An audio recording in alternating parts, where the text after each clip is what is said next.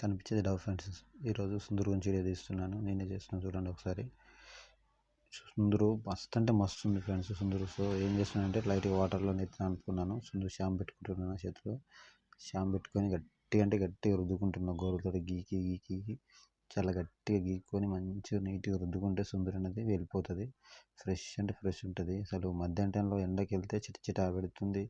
Road మీద ఆటోలో కూర్చున్నా కానీ మస్తు అంటే మస్తు రుద్ద పెడుతుంది. దీవంతో గీకుడవుతుంది, గలీజ్గా అనిపిస్తుంది. నాకు నచ్చక మధ్యాహ్నం ఒక షాంపూ తెచ్చుకొని ఇక నేనే వాష్ చేసుకుంటున్నా. చూడండి ఒకసారి మొత్తం గీకుతున్న గోర్లతోటి. ఫ్రెష్ అంటే ఫ్రెష్ ఉంది.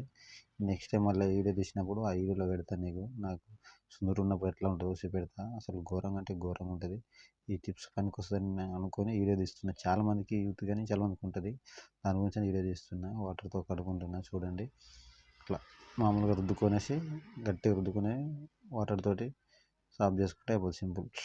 ఫుల్ అంటే ఫుల్ చల్లగా ఉన్నాయి వాటర్ మాత్రం. ఘోరంగా అంటే ఘోరంగా చల్లగా ఉన్నాయి.